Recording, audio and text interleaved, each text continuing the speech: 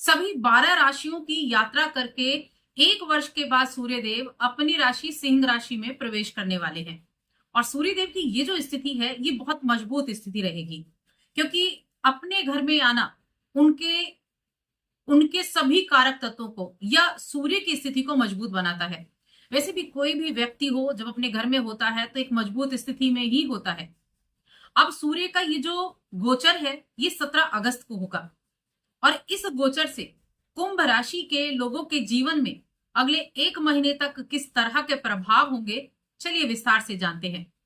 जय माता दी दोस्तों, आप सभी का स्वागत है हमारे YouTube चैनल अमृता एस्ट्रो में। और इस वीडियो में मैं बात कर रही हूं 16 अगस्त से 16 सितंबर तक के इस सूर्य के गोचर के बारे में। देखिए 16 अगस्त की रात्रि यानी कि 17 अगस्त को ये गोचर होने वाला है और सूर्य का जो गोचर है ये आपके सप्तम भाव में होगा, क्योंकि सप्तम भाव सिंह राशि का भाव है। अब यहाँ एक जो सबसे बड़ी जो प्रॉब्लम आ रही है वो ये है कि सूर्य 1 वर्ष के बाद अपने घर में तो आएंगे, लेकिन वहां पहले से ही एक शत्रु बैठा हुआ है, केतु सिंह राशि में विराजमान है।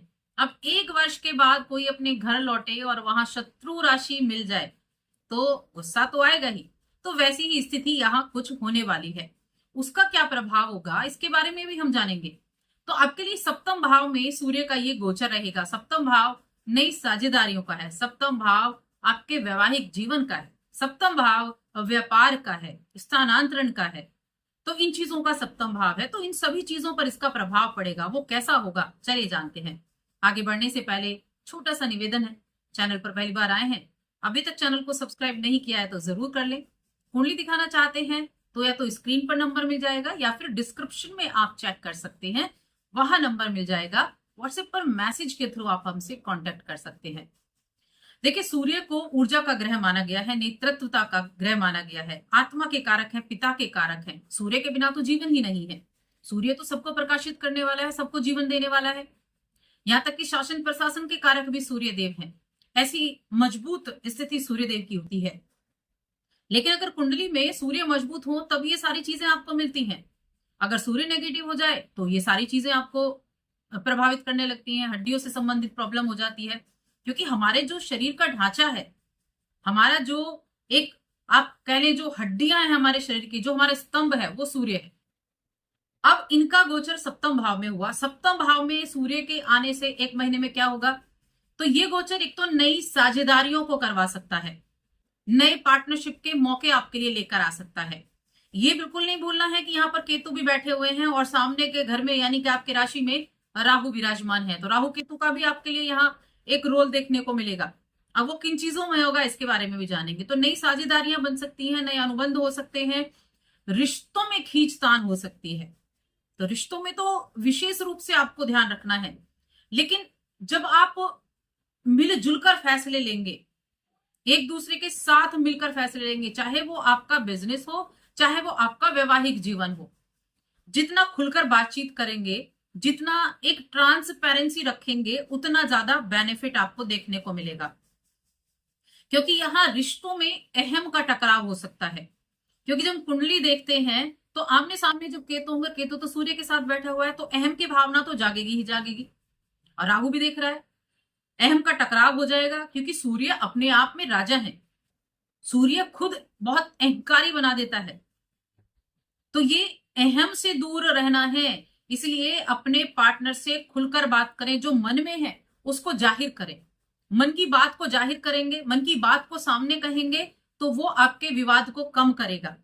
कैसे वे में करना है, जो सामने वाले को बुरा भी ना लगे और अपनी बात भी आप कह पाए। ये हुनर आपको सीखना पड़ेगा, ये हुनर आपके अंदर है। लेकिन क्या होता है कि जब सिंह जो कुंभ राशि के जातक है ना, ये बड़ा ईगो में आके, बड़े गुस्सैल स्वभाव में आके बातों को कह देते हैं और चीजों को बिगाड़ देते हैं, क्योंकि वाणी पर कहीं ना कहीं कंट्रोल बहुत अधिक नहीं होता है। तो ये चीजें ध्यान रखनी है, गलत फहमियां वरना बढ़ सकती हैं। और देखिए गलत फहमियां, राहु केतु क्या करते हैं, गलत फहमियां ही तो बढ़ाते हैं। और केतु तो सप्तम भाव में बैठा है तो डिटैचमेंट तो देता ही है, तो रिश्तों में सबसे ज्यादा गलत फहमियां पैदा करते हैं। और राहु की तो दृष्टि भी आ रही है, तो गलत फहमियों की कोई जगह ही ना रखें। जब आप खुलकर बात करेंगे तो गलत फहमियों की जगह ही नहीं रहेगी। इसके अलावा यात्राएं इस समय अवधि में रहेंगी, कामकाजी यात्राएं हैं तो जरूर करें। और अगर आप कोई घूमने फिरने के लिए जा रहे हैं तो इस एक महीने को अवॉइड करें। इस एक महीने में आप ना जाएं तो अच्छा रहेगा, टालना अच्छा रहने वाला है। बिजनेस में बहुत बड़ा रिस्क नहीं लेना है। वैसे तो बिजनेस के मामले में ठीक ठाक है, लेकिन रिस्क नहीं लेना है बहुत बड़ा। रिस्क लेने से बचना होगा। और जब भी किसी मीटिंग वगैरह में जाते हैं, कोई मान लीजिए बिजनेस की आपकी मीटिंग है, किसी से डील फाइनल करनी है, तो वाणी पर संयम रखते हुए, क्योंकि अहंकार पूर्ण भाषा आपकी डील को कैंसिल भी करवा सकती है। इसीलिए अहंकार को घर छोड़कर जाएं, वाणी पर संयम रख के जाएं। ध्यान रखें कि आपकी बातों का ही इफेक्ट पड़ेगा। जब भी आप डील कर रहे हैं, जब भी आप किसी मीटिंग में बैठे हैं, आपका कोई इंपॉर्टेंट काम है, तो वहां वाणी पर संयम रखना आपके लिए सबसे ज्यादा जरूरी होगा, अगर आप चाहते हैं कि आपके कार्य बने। देखिए, ऐसा नहीं है कि कार्य नहीं बनेंगे, लेकिन उसके लिए आपको थोड़े तो एफर्ट करने पड़ेंगे। जो जिस चीज का कारक है, सूर्य अगर अहम देंगे, केतु अगर डिटैचमेंट दे रहा है, और दोनों की युति अगर एग्रेशन दे रही है, तो उन चीजों पर कंट्रोल करना होगा आपको। थोड़ा बहुत तो आएगा, लेकिन कंट्रोल करना होगा। हेल्थ का थोड़ा ध्यान रखेंगे। हेल्थ, वैसे तो सूर्य देव जो है वो आरोग्यता के कारक कहे गए हैं, लेकिन यहाँ सप्तम भाव में है, सामने राहु भी है, तो हेल्थ थोड़ी सी ध्यान रखना होगा। जीवन साथी की हेल्थ का ज्यादा। आपके लिए तो फिर भी मैं कहूंगी ठीक ठाक है कि गुरु भी साथ दे रहे हैं आपके लिए। गुरु भी तो पंचम भाव में बैठे हुए हैं, शुक्र भी पंचम भाव में बैठे हुए हैं, तो ये फिर भी सपोर्ट कर रहे हैं। हेल्थ को इंप्रूवमेंट भी आपके मिलती रहेगी, लेकिन फिर जीवन साथी की हेल्थ का थोड़ा सा ध्यान रखना पड़ेगा। तो थोड़ी मैंने आपको सिर्फ सावधानियां बताई हैं कि इन सावधानियों के साथ इस एक महीने में आपको काम करना है। सूर्य का अपनी राशि में जाना, सिंह राशि में जाना, ये अच्छा भी है, लेकिन आपके सप्तम भाव में है और केतु बैठे हैं, तो रिश्तों में थोड़ी कड़वाहट आ सकती है, तो इसका ध्यान रखेंगे। वाणी पर संयम रखने, आप मीटिंग में जाइए, आपने कोई कटु शब्दों का प्रयोग नहीं किया, आपके अंदर अहंकार नहीं है, तो आप डील फाइनल करके आएंगे, आप बिजनेस में अच्छी डील कर पाएंगे, आप वहां से अच्छे रिजल्ट भी प्राप्त कर पाएंगे। तो थोड़ा सा बस संयम। एक उपाय मैं आपको जरूर बताऊंगी जो आपको जरूर करना है। उपाय क्या करना है, तो देखिए, उपाय के रविवार के दिन आपको, जो भी रविवार, इस 4 ही रविवार आएंगे, चारों रविवार के दिन आपको नमक छोड़ना पड़ेगा। नमक नहीं आपको खाना है रविवार के दिन। ये करेंगे तो आपके लिए बहुत हितकारी होगा। सिर्फ मीठा उस दिन ग्रहण करें, नमक की कोई चीज ना खाएं। संडे को, 4 संडे आपको ये करना है।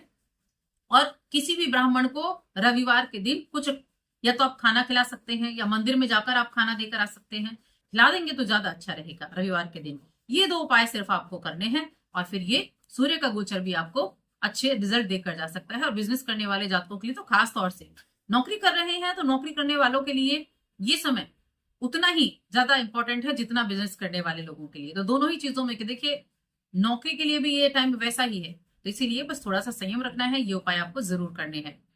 तो बस आज की इस वीडियो में इतना ही। वीडियो कैसी लगी कमेंट करके जरूर बताएं। जय माता दी।